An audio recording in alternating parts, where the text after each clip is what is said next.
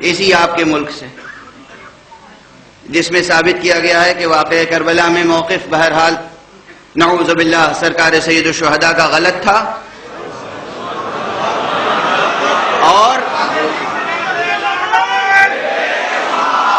اور اس شقی کے لیے، اس کافر کے لیے کہا گیا ہے کہ وہ تو مسلمان تھا، اس کے لیے سیدنا کا لفظ بھی استعمال ہوا ہے۔ ٹائٹل کتاب کے ٹائٹل میں ہے، کتاب کے ٹائٹل میں ہے کہ حسین تو اقتدار کے لیے نکلے تھے،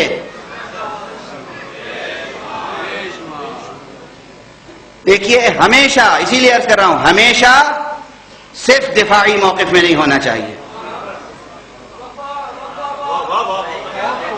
غلط اسلوب ہے یہ، بہت سی جگہوں پر یہ اسلوب غلط طور پر چل رہا ہے۔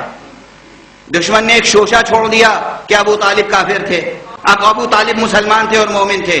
یہ ممبروں، بہت پہلے میں نے لکھنؤ میں ایک جملہ کہا تھا غفرہ مآب کے امام باڑے میں کہ جناب ابو طالب کا ایمان ممبر پر زیر بحث لانا سوء ادب سمجھتا ہوں، ان کی شخصیت اس سے کہیں بلند ہے کہ ہم ان کا ایمان ثابت کریں۔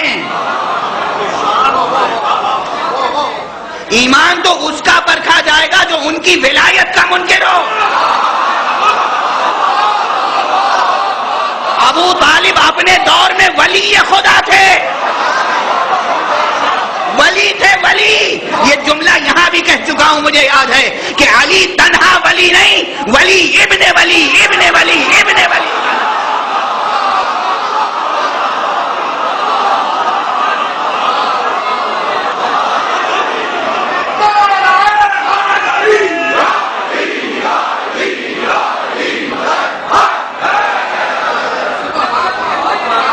آباء و اجداد پیغمبر آدم علیہ السلام تک اولیاء اللہ ہیں، ان میں یا کوئی نبی ہے یا کوئی ولی ہے،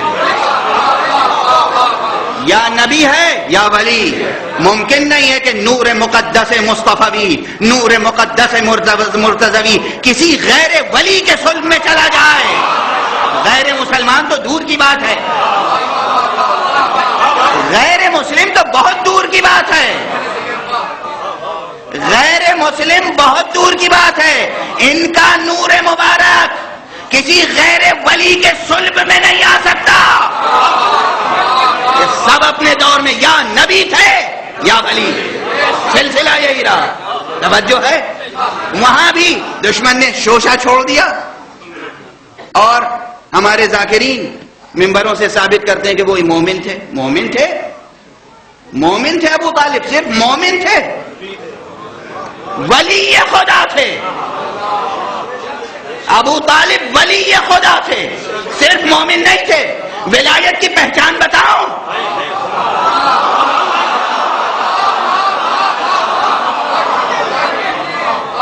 جب جناب رسالت مآب پیدا ہوئے تو جناب فاطمہ بنت اسد جناب آمنہ کے پاس تھیں، واپس آ کے کہا جناب ابو طالب سے یہ بچہ بڑا مبارک پیدا ہوا ہے۔ آمنہ کہہ رہی تھی اس کے پیدا ہوتے ہی ایسا نور ساطع ہوا کہ ہمیں ساری دنیا نظر آ رہی تھی، بصرہ اور شام تک کے قلعے اور قصور نظر آ رہے تھے، محلات نظر آ رہے تھے، تمام فضائل سنتے رہے ابو طالب کمال اطمینان نفس کے ساتھ، اور اس کے بعد مسکرا کے کہا کہ کیا تمہیں تعجب ہوتا ہے اس پر؟ اس کا وسیع تمہارے بطن سے پیدا ہوگا۔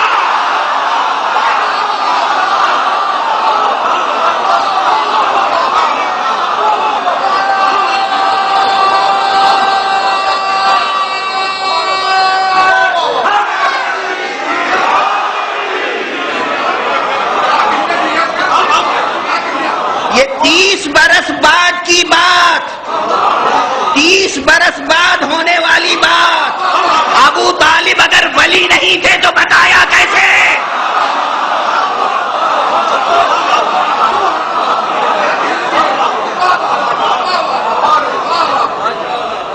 صرف مثال دی ہے میں نے، صرف مثال دی ہے۔ مطالعہ کریں، تحقیق کریں، آگے بڑھیں۔ کل ان کو کافر کہا جاتا تھا، آج تک کہا جا رہا ہے، آج ہمیں کافر کہا جا رہا ہے۔ ان سے پوچھئے کہ ہم نے کس ضرورت دین کا انکار کیا؟ توحید کا انکار کیا، نبوت کا انکار کیا، نماز کا انکار کیا، روزے کا انکار کیا، حج کا انکار کیا، خمس کا انکار کیا، زکوٰۃ کا انکار کیا، جہاد کا انکار کیا، امر بالمعروف کا انکار کیا، نہی عن المنکر کا انکار کیا. ہم نے کس چیز کا انکار کیا؟ ہم نے تولا کا انکار کیا، تبرہ کا انکار کیا. کس چیز کا انکار کیا؟ اور آپ کی فہرست میں گناتا ہوں کس کس چیز کا انکار کیا؟ اللہ کی عدالت کا انکار کیا.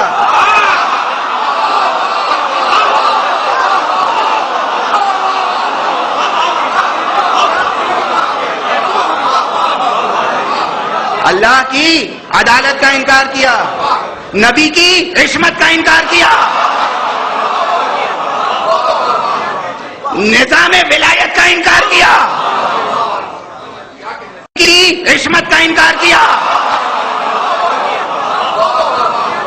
نظام ولایت کا انکار کیا،